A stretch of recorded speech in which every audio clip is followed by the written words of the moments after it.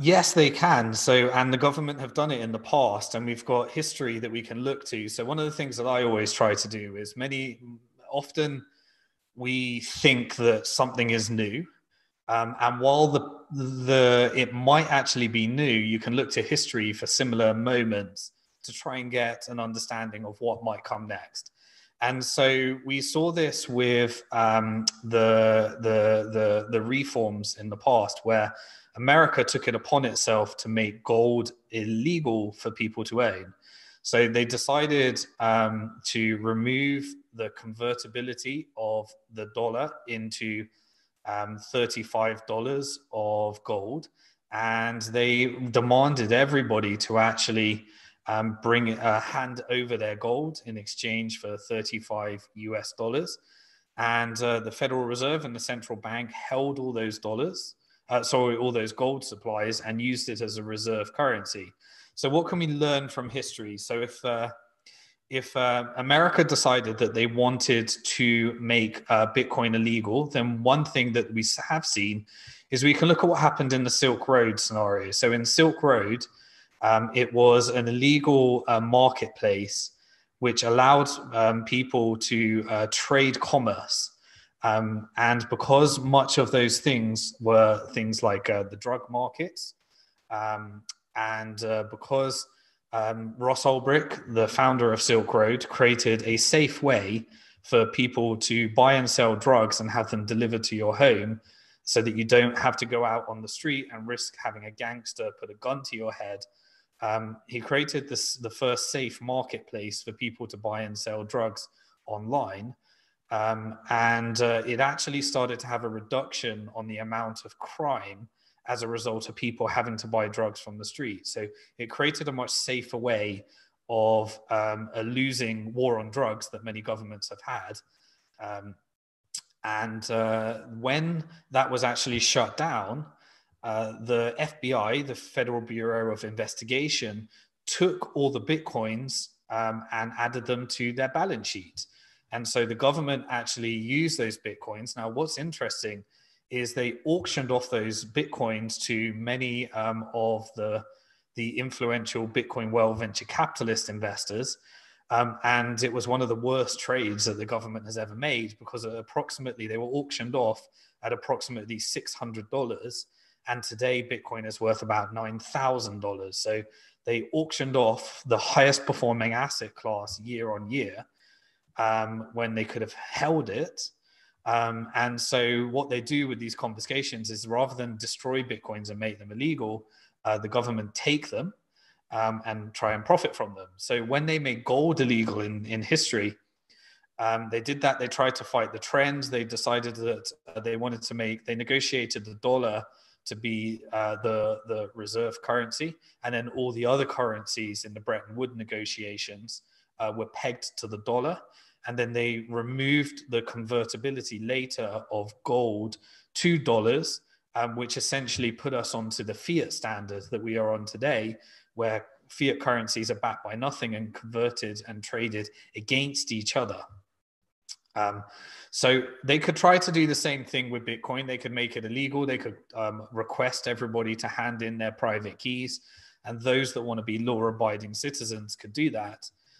What we also noticed is that the effect it has on the gold markets internationally becomes a speculative tool for other central banks to accumulate gold and see it as a way of getting a competitive advantage. So if one country made it illegal, another country could decide that they want to actually hold Bitcoin as a reserve asset and actually engage in competitive markets. So countries where there's friction, so for example, China.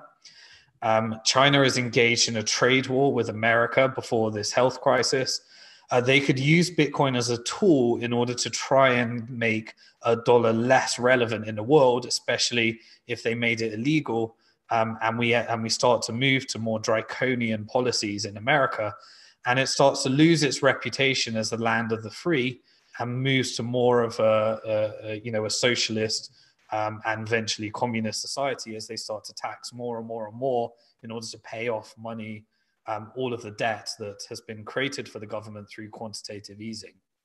I believe that they'll launch their own central bank digital currency, but thanks to the laws of competition, you tend to get a premium for things that are illegal in certain countries. So we see this in countries like Venezuela right now, and we saw it in India when the RBI, the Indian Central Bank, made it illegal for banks to deal with crypto exchanges. You start to see a peer-to-peer market and premium on those black market goods within that circular economy. So at the moment, if you're in a country like Venezuela or Argentina that is experiencing currency destruction, you have to pay significantly higher for Bitcoin in those countries where there's certainly no currency restrictions as a result of devaluations and hyperinflation environments of those currencies. Other countries come along and see this as an opportunity, and therefore the laws of competition with competing governments recognize that if you want to be the next superpower economy, then your best bet is actually to accumulate Bitcoin and announce it as an asset that you hold on your balance sheet at the central bank. And when you do that, you make essentially Bitcoin in your country a world reserve currency, because the definition of a world reserve currency is that central banks use it as one of their assets. And you enter into a game of chicken. I created a video a long time, actually last year, where I outlined a scenario of how Bitcoin could become a world reserve cryptocurrency by 2020. And it outlined the different types of central banks and how this competitive force could work.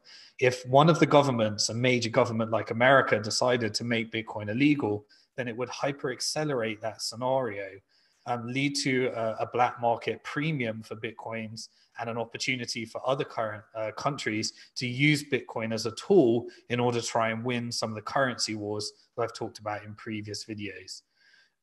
So what happened with gold in the end? Well, eventually they had to make it legal for Americans to own gold in the end, because they couldn't fight the trend. And they used it as a tool in order to try and engage in some of the central bank reserve assets and global currency wars. So we've got precedent for all these things of the confiscation process, what happens when one country makes it illegal. We've even seen it in China. When China made Bitcoin exchange illegal, they ended up with a very buoyant mining industry where in China, they were taking Chinese yuan, purchasing machines, and then spitting out Bitcoin through the mining process. But the exchange of them became legal. So it had a very buoyant peer-to-peer market. And in China, they had to pay a higher price for Bitcoin once they go through those policies. And then eventually, I think we're going to see China using it as a mechanism for their currency wars against the dollar, as these opportunistic things arise in one of the largest game theories that I think could be coming. So the answer is yes, governments can make Bitcoin illegal. And the answer is yes, governments will make Bitcoin illegal. And therefore, we start to see what happens. And we've got plenty of history to go through to see what type of effect that might have. And eventually it becomes legal in that country as other countries start to adapt. Hello, everybody. Really appreciate you watching that video. Hope you enjoyed the content and you got a lot out of it. If you'd like to get a lot more, then please do subscribe to my YouTube channel. Hit the subscribe button, hit the bell symbol, and YouTube will send you a notification every time. I'm also giving content on Twitter at Simon Dixon Twit, so you can follow me there.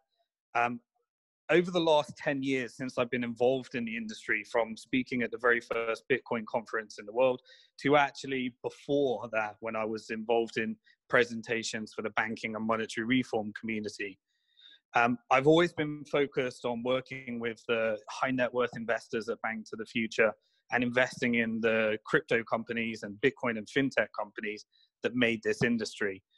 And that meant that I never really focused on building a following, because I really just focused on the relationships that I built. But now there's so much financial uncertainty. There's so much challenges that people are experiencing in both the economy and their personal financial situation, that I really want to focus on making sure that more and more people get these messages.